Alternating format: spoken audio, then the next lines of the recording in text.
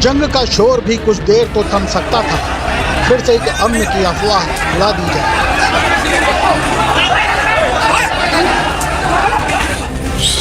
संभल की सड़कों पर बिखरे ये ईंट पत्थर बता रहे हैं कि इस शहर का अमन और चैन गायब हो चुका है और सड़कों पर नजर आता पुलिस बल बता रहा है कि स्थिति तनावपूर्ण लेकिन नियंत्रण में है। शाही मस्जिद के सर्वे को लेकर संभल में बवाल इतना बढ़ गया कि पहले पुलिस को आंसू गैस के गोले दागने पड़े, फिर लाठीचार्ज करना पड़ा। मौजूद हूँ मैं जामा मस्जिद, शाही जामा मस्जिद में जो विवादित जामा मस्जिद है, जो हिंदू भक्त के लोग हरिहर मंदिर बता रहे हैं, इसको लेकर के आज सर्वे हो रहा है। इसके अंदर सर्वे चल रहा है, सुबह 7:30 बजे तक सर्वे बताया जा रहा चल रहा है, लेकिन अभी सर्वे इस अंदर चल रहा है। इसको लेकर के जो दूसरे समुदाय के लोग हैं उनमें उनको लेकर के पुलिस से पहले नोकझोंक हुई। पुलिस ने काफ़ी प्रयास किया रोकने का, समझाने का, लेकिन नहीं माने। तो पुलिस की तरफ से जब उन्होंने भीड़ ने पथराव शुरू किया तो पुलिस की तरफ से आंसू गोले छोड़े गए। मैं अपने कैमरामैन से कहूँगा दिखाएं यहाँ की तस्वीरें, जो पुलिस की जो यहाँ के चंदोसी तहसीलदार की गाड़ी है उसको भी पथराव किया गया था, तो पूरी तरीके से गाड़ी तोड़ दी गई है। मेरे पीछे जो गाड़ी खड़ी है वो तहसीलदार चंदोसी की बताई जा रही है, जो कि भीड़ ने इस पर पथराव किया और उसे गाड़ी तोड़ दिया। पुलिस संभल एसपी का कहना है कि जब तक सर्वे होगा तब तक पूरी तरीके से सर्वे किया जाएगा, लेकिन इस वक्त हम मौजूद हैं यहाँ पर संभल की जामा मस्जिद पर। यहाँ पर पूरी तरीके से तनाव का माहौल बना हुआ है।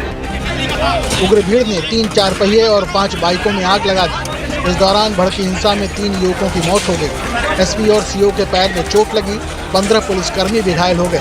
मौके पर पहुंचे कमिश्नर अंजनेय सिंह पत्थरबाजों से पूछ रहे हैं कि आखिर पत्थर फेंकने की वजह क्या थी।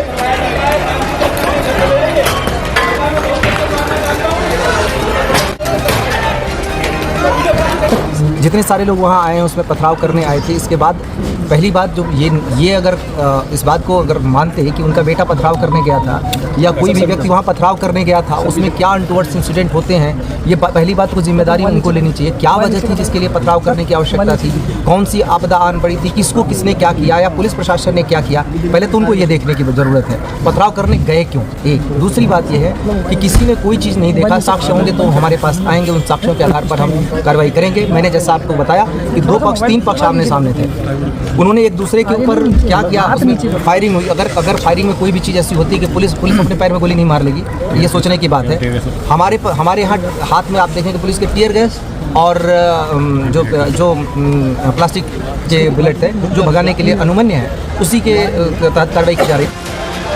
संभल हिंसा में 3 युवकों नईम अहमद, बिलाल अंसारी और नुमान की मौत हुई। मृतकों के परिजनों का दावा है कि मौत पुलिस की गोली से हुई, जबकि कमिश्नर ने नकारते हुए कहा है कि पुलिस फायरिंग में कोई मौत नहीं हुई। हमलावरों की फायरिंग में 3 युवकों की जान गई है। बड़े पैमाने पर युवकों की जेब से चाकू और अवैध असलहे मिले हैं। मृतक नईम की जेब से भी चाकू बरामद बताया जा रहा है। पुलिस द्वारा वो पैलेट गन का प्रयोग किया गया। पुलिस द्वारा किसी भी लीथल वेपन जिससे कि किसी व्यक्ति की जान जा सके, पुलिस द्वारा ऐसा कोई भी वेपन है वो फायर नहीं किया गया है। इससे मैं आप सबको आगाह करना चाहता हूं। हमने अभी तक 21 लोगों को हिरासत में लिया है। उन लोगों के पास से कई प्रकार के वेपन्स हैं, वो भी रिकवर हुए हैं। और मौके पे और उससे भी ज़्यादा इंटरेस्टिंग चीज़ है कि जिस जगह पे जो जहाँ पे फायरिंग चल रही थी, इन आपस लोगों के बीच में पता चला और पुलिस ने बाद में उन लोगों को चैलेंज करके वहाँ से दौड़ाया भी है। तो वहाँ पे भी कई प्रकार के 32 बोर के 315 बोर के और नॉर्मल 15 बोर के इस तरीके के तमाम जो है खोखे हैं वो पुलिस को बरामद हुए हैं और उसी के आधार पे है वो कार्रवाई है आगे की। उनके पास से भी हथियार बरामद हुआ है जिनको आपने डिटेन किया है? जिन लोगों को डिटेन किया है उनके घरों से भी हथियार है वो बरामद हुए। दरअसल रविवार को संभल में सुबह 6:30 बजे के करीब जामा मस्जिद के सर्वे के लिए डीएम और एसपी तैनात हो चुके थे। सर्वे के लिए पहुंची टीम को देखकर वहां समुदाय विशेष के लोग भड़क गए। जामा मस्जिद के बाहर 2 से 3 हजार लोग इकट्ठा हो गए। पुलिस ने रोकने की कोशिश की तो कुछ लोगों ने पथराव कर दिया। हमलावरों ने पहले छतों से पुलिस की टीम पर फायरिंग की और पथराव किया। इसके बाद सामने से भी गोली चलाई। 12 से 14 साल के बच्चों और महिलाओं को भी आगे कर दिया गया। प्रशासन के मुताबिक हमलावरों के निशाने पर सर्वे की टीम थी और हमलावर एक सुनियोजित योजना के तहत सर्वे टीम को टारगेट करना चाहते थे। 11 बजे के बाद से ही हालात बिगड़ने लगे। संभल 10 बजे से पहले नॉर्मल था, 11 बजे के बाद भी नॉर्मल था, क्योंकि 10 से 11 लगभग 1 घंटे पत्थरबाजी हुई। उसके बाद अचानक जो नखासा थाना है वहाँ पर पत्थरबाजी शुरू हुई, वो लगभग 45 मिनट के आसपास चली और उसके बाद से संभल नॉर्मल है। सेंसिटिव है बट सारी चीज़ें नॉर्मल है और हम पूरा कंट्रोल किए। जीरो टॉलरेंस की पॉलिसी है और कोई भी व्यक्ति होगा, चाहे कोई भी हो, चाहे जिसने उकसाया हो या जिसने प्लानिंग से किया हो, जो भी चीज़ें हैं वो सामने आएंगी और जीरो टॉलरेंस के साथ सभी से निपटा जाए। हमलावर भीड़ की फायरिंग में संभल सर्किल के सीओ के पैर में गोली लगी। एसपी का पीआरओ भी गोली लगने से घायल हुआ। पुलिस सभी हमलावरों को चिन्हित कर रही है। मुरादाबाद कमिश्नर ने जानकारी दी है कि इलाके की संवेदनशीलता को देखते हुए 24 घंटे के लिए नेट बंद करने के निर्देश दिए गए हैं। इंश्योरेंस इस बात का है, निर्दोष नहीं फंसेगा, ये भी हम कह रहे हैं, पर लोगों से भी अपील करूंगा कि इस बात को किसी भी तरीके से इंडोर्स मत करें। इसको इंटरनेट को सस्पेंड करा गया है, करने की सोच रहे हैं, अभी इस पर निर्णय होना है। संभल में हुए बवाल के बाद डीएम राजेंद्र पेंसिया ने बताया कि जैसे ही सर्वे करने वाली टीम अपना काम पूरा करके यहां से निकली, 9:30 बजे अचानक से पुलिस प्रशासन की टीम पर पथराव शुरू हो गया, जिससे कई लोग घायल हो गए। संभल डीएम राजेंद्र पेंसिया हमारे साथ हैं, बातचीत करिए, उनसे बात करते हैं। सर, संभल में जिस तरह से आज बवाल देखने को मिला, पहले सर्वे चल रहा था टीम का, और टीम का सर्वे होने के बाद जो बलवा यहाँ पर देखने को मिला, उसको लेकर क्या कहेंगे और फिलहाल क्या स्थिति है? अभी स्थिति सामान्य है। लगभग 1.5 दर्जन लोगों को गिरफ्तार कर लिया गया है।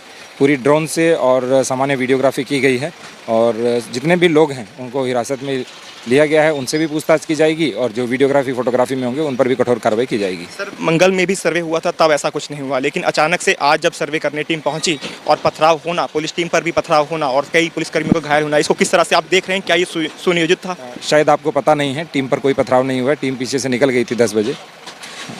तो पथराव तो सर हुआ है, तमाम जगह गाड़ियों में तोड़फोड़ हुई हैं और लोग इंजर्ड भी हुए हैं। आपने अभी बोला सर्वे टीम पर हुआ, सर्वे टीम पर कोई पथराव नहीं हुआ। हाँ, पुलिसकर्मियों पर और प्रशासन पर पथराव हुआ।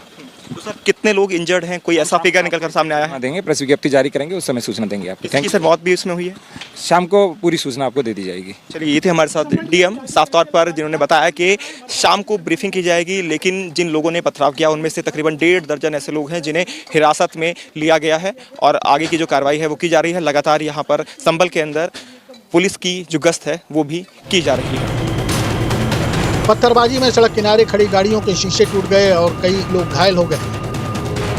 इस वक्त हम संभल में बड़ी ईदगाह के बाहर मौजूद हैं, और तस्वीरें आप देखेंगे तो यहाँ पर सर्वे करने के बाद टीम जब 9:30 बजे रवाना हो गई थी, उसके बाद अचानक से ही जो यहाँ की जनता है, जो पब्लिक है, वो उग्र हो गई थी, और उसके बाद यहाँ पर पथराव किया गया प्रशासन की टीम पर, पुलिस की टीम पर। उसके निशान यहाँ आप देखेंगे। फिलहाल जो ईंट यहाँ पर हैं उनको हटाया जा रहा है, क्योंकि इन्हीं ईंटों का इस्तेमाल किया गया था प्रशासन पुलिस पर पथराव में। और यहाँ देखेंगे तमाम जो अराजक तत्व थे, उन्होंने यहाँ पर जो गाड़ियाँ खड़ी हुई थी उनको भी नहीं बख्शा। तमाम जो गाड़ियां हैं उनके शीशे टूटे हुए हैं। गाड़ियां जो साइड में किनारे, रोड किनारे खड़ी थी, वो पूरी तरह से टूट चुकी हैं, और बलवे के निशान यहां पर साफ तौर पर दिखाई दे रहे हैं। तमाम जो ईंट पत्थर हैं वो सड़क पर पड़े हुए दिखाई दे रहे हैं। डीएम और पुलिस की जो टीम है लगातार पूरे संभल इलाके में, या यूं कहें जो पूरा यहाँ का जो इलाका है, बड़ी ईदगाह का, बड़ी मस्जिद का, जामा मस्जिद का, वहां पर गश्त करता हुआ दिखाई दे रहा है। यहाँ तक कि जो छत है, छतों से भी जो पुलिस कर्मचारी हैं चढ़कर निगरानी रख रहे हैं पूरे इलाके पर, कि अब दोबारा से कहीं पर भी जो भीड़ है, अराजक तत्व हैं, वो इकट्ठे ना हो। इस मामले में वकील विष्णु शंकर जैन ने मीडिया को ब्रीफ करते हुए बताया कि कोर्ट ने शाही जामा मस्जिद के सर्वे का आदेश दिया था, जिसके बाद सर्वे टीम मस्जिद का सर्वे कर रही है। सर्वे पूरी तरह से सुरक्षित और पूरा हुआ है। जो न्यायालय का निर्णय होगा उसके अनुसार अगली कार्रवाई की जाएगी। कोर्ट कमिश्नर 29 तारीख को कोर्ट में अपनी रिपोर्ट दाखिल करेंगे। बिल्कुल, मैं सबसे अपील करना चाहूँगा कि लोग रूल ऑफ लॉ और कानून के शासन में विश्वास रखें। न्यायालय की प्रक्रिया है, ये एक लंबी प्रक्रिया है, तुरंत कोई फैसला नहीं होने वाला है। अभी कोर्ट में एडवोकेट कमिश्नर महोदय अपनी रिपोर्ट दाखिल करेंगे, उसके बाद सीपीसी के अनुसार उस रिपोर्ट को कंट्राडिक्ट करने का हर आदमी को एक अपॉर्चुनिटी, एक चांस मिलेगा, और उसके बाद ये केस आगे बढ़ेगा। तो इस समय कोई कंक्लूजन ड्रॉ करना सही नहीं है। जो कोर्ट के ऑर्डर की कंप्लायंस में एडवोकेट कमीशन का सर्वे होना था, वो सर्वे आज पूर्ण हो चुका है, और सर्वे की जितनी कार्रवाई है वो वीडियोग्राफ, फोटोग्राफ की जा चुकी है। और मैं ये भी बताना चाहता हूं कि इसमें मस्जिद कमेटी के जो वकील हैं और उनके जो कमेटी के मेंबर्स हैं, वो भी इस सर्वे में मौजूद थे। मौके पर पुलिस और प्रशासन के आला अधिकारी मौजूद हैं और हालात पर नजर बनाए हुए हैं। ऑल इंडिया मुस्लिम जमात के राष्ट्रीय अध्यक्ष मौलाना शहाबुद्दीन रजवी बरेलवी ने संभल के मुसलमानों से अपील की कि अमन और शांति को बनाए रखें, तोड़ फोड़ पथराव न करें। संभल की जामा मस्जिद एक ऐतिहासिक मस्जिद है, कानूनी लड़ाई मजबूती से लड़ी जाएगी।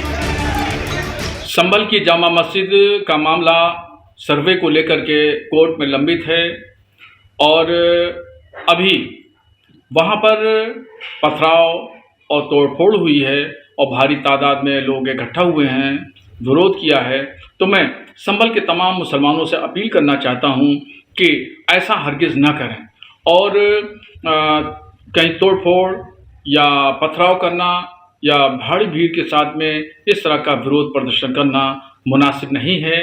और सब्र, तहम्मुल और बर्दाश्त से काम लें और बाहर सूरत अमन शांति को बनाए रखें और अमन का बहाल रखना और शांति को बरकरार रखना, ये पैगंबर इस्लाम सल्लल्लाहु अलैहि वसल्लम की शिक्षा है और इस्लाम हमें अमन और शांति की ही तालीम देता है। तो इस मामले पर डिप्टी सीएम केशव प्रसाद मौर्य ने कहा कि अदालत के आदेश का पालन कराना पुलिस प्रशासन की जिम्मेदारी है, जो इसमें बाधा बनेगा उस पर कार्रवाई होगी। माननीय न्यायालय के आदेश का पालन कराना ये सरकार की जिम्मेदारी है, पुलिस प्रशासन की जिम्मेदारी, उसे कराया जाएगा। जो माननीय न्यायालय के आदेश के अनुपालन में बाधा डालेंगे उनके खिलाफ कानून अपना काम करेगा।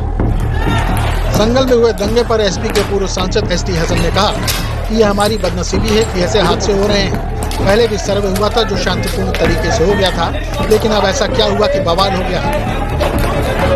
देखिए, बड़ी बदनसीबी है हम सब लोगों की कि इस तरह के हादसा हो रहे हैं, लेकिन सर्वे हो रहा था, पहले भी हो गया था, शांतिपूर्वक हो गया था।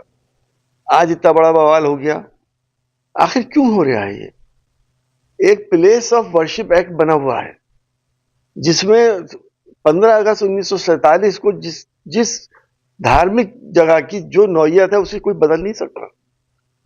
मस्जिद को अब मंदिर नहीं बनाया जा सकता, उसमें बाबरी मस्जिद को एक्सक्लूड किया था, बाकी सारे धार्मिक स्थलों के लिए एक्ट बना है।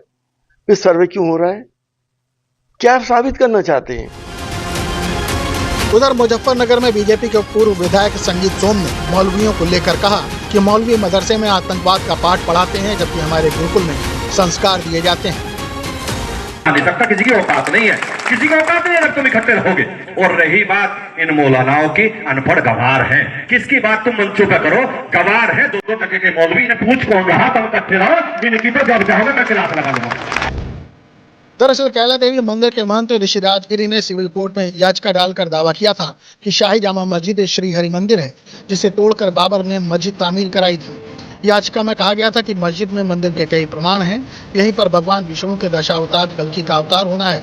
जिसके बाद कोर्ट ने मस्जिद के सर्वे का आदेश दिया था और कोर्ट ने 29 नवंबर तक इसकी रिपोर्ट मांगी थी।